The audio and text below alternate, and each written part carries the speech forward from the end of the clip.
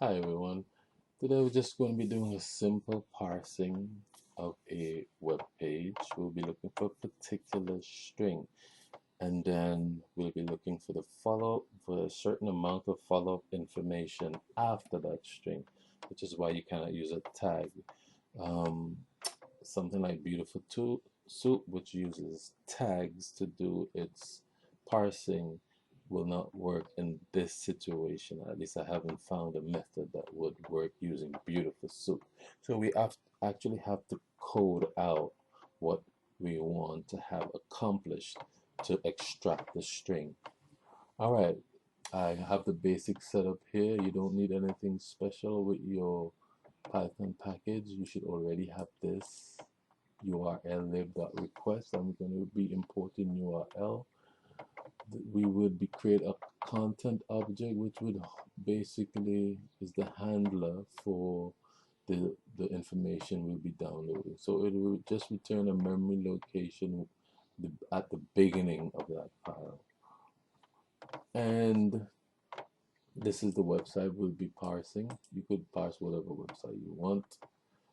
We'll be create a data object where we will place the content. We'll store the content of the response into all the information about the web page, all the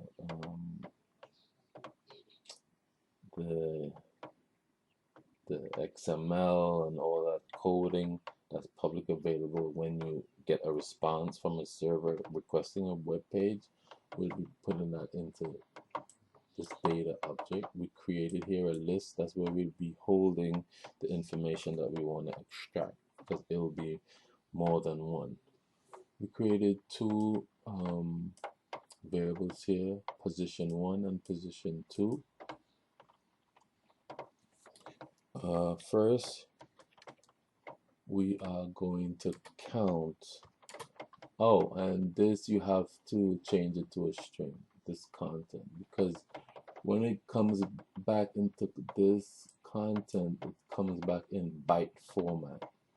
All right, you got to change that to a string format. So that's what we're doing here with content.read. It's converted to a string, and the entire string is placed into data. All right, content read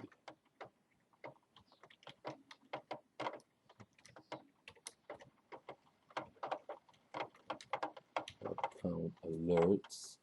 This is the string we'll be looking for. We want to find out how many of that's on the web page. That's important. That's important. All right.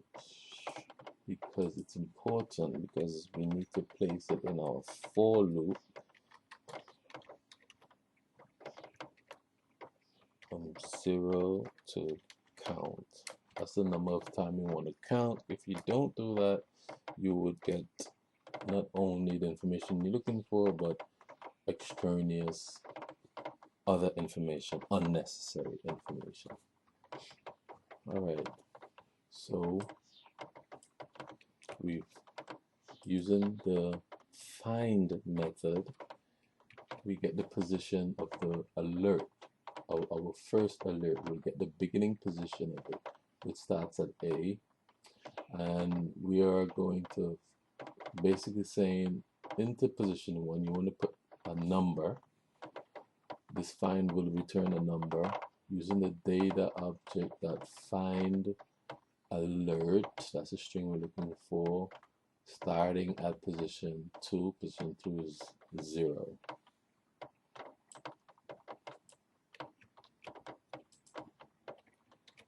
Next, position 2, we have to change now position 2, because we need to know that our stop position. So position 2 would be data that find. We're looking the stopping position based on the example from the website that I looked at earlier. It's like this: alert, message. That's how it's set up. So I'm looking for alert, and all I want to do is extract the message. I don't want the parenthesis or the double quotes to be in there. Okay, and that's basically what this is.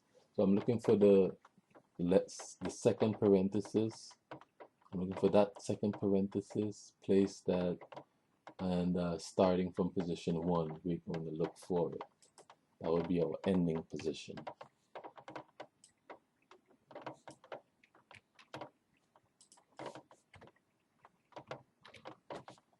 And we'll use a slice, created here a new object variable. And we use a slice to search the string, starting with the starting position that we found, +7 because we want to leave out that information, which is +7. So it's A 1 2 3 4 5. 6 would be the first parenthesis, 7 would be the double quote. We want to leave that out.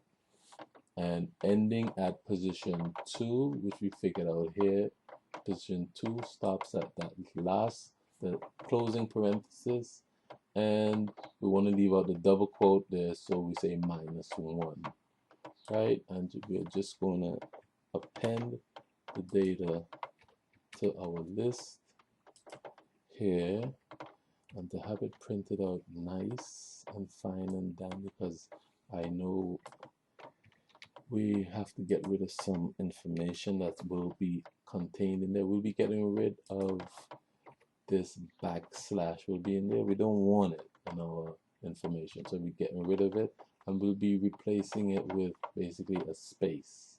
That's what this replace method does. All right, let's run it and see what we get.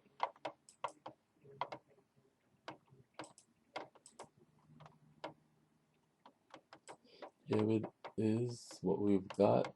So we've got the first mess alert is please select a station. The second alert is for schedules from the Newmont station, planned trips, blah blah blah. The third alert is please select different station or region. This is the future.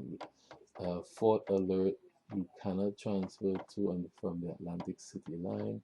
Fifth alert, Port Authority, this train, and this air train repairs are complete and rail service on the NEC and NGCL will resume to and from airport station effective Thursday, July, blah blah blah, and then this T and whatever that is.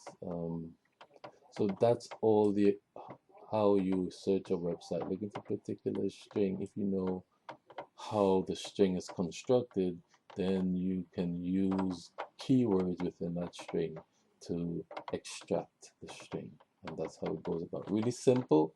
This is very powerful, and this is considered advanced because you don't have like tags to read, to to use in like a beautiful soup. All right, hope you enjoyed that tutorial, and thank you for watching again, and have a wonderful time programming. I love this stuff.